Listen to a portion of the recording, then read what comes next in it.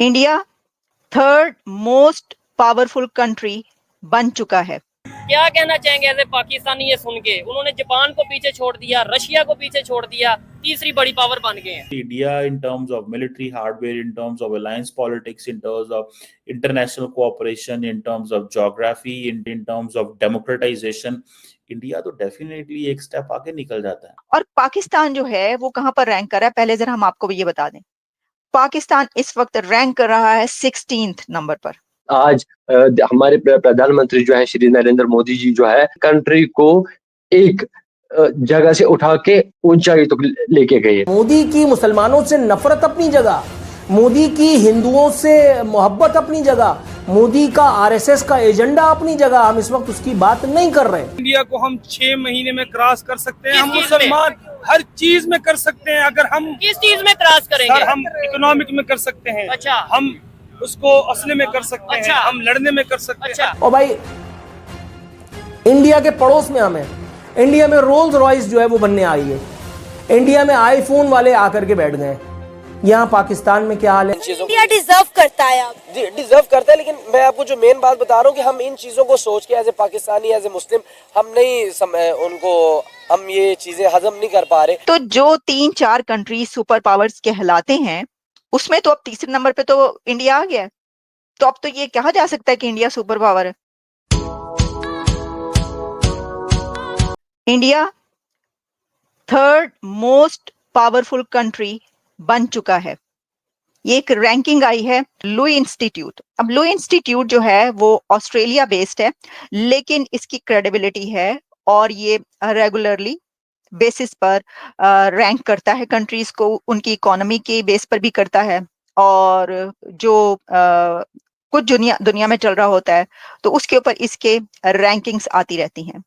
तो ये जो है इंस्टीट्यूट, इसने ये कहा है, जो कि रिपोर्ट ये बता रही है कि India overtakes Japan to become third most powerful country. अब आप इसको एशिया मोस्ट पावरफुल कंट्री भी कह सकते हैं, third powerful country. India overtakes Japan to become Asia's third most powerful country, क्योंकि अगर जापान को जब वो ओवरटेक करता है तो आप कहेंगे एशिया का। लेकिन देखिए, जैसे मैंने बताया कि 3 कंट्रीज इस वक्त नजर आ रहे हैं, वो ये हैं। According to latest report Australia's Lowy Institute, India has made significant performance, overtaking Japan to become Asia's third most powerful country. The comprehensive ranking evaluates national power based on economic relationships, military capabilities, cultural influence and political resilience. यानी जैसा मैंने आपको कहा कि ये किसी एक उस पे नहीं है।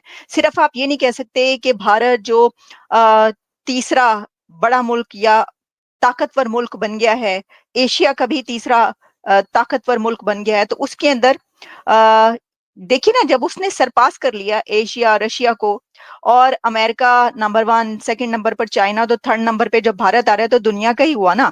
लेकिन इसके अंदर एक कोई फैक्टर नहीं है। इसके अंदर जैसा कहा गया कि military capabilities, cultural influence and political resilience. लेकिन अगर आप मुझसे जानना चाहेंगे तो इंडिया का तीसरा ताकतवर मुल्क बनने के पीछे उनकी फॉरेन पॉलिसी है, उनकी इकोनॉमी है, उनका दुनिया भर में इन्फ्लुएंस है, उनके नौजवान हैं, उनकी यूथ है जो दुनिया भर की टेक कंपनीज पर रूल कर रही है, ट्रिलियंस ऑफ डॉलर्स की इकोनॉमी पर वो बैठी हुई है, उसको इस्तेमाल करने का उसके पास हक हासिल है।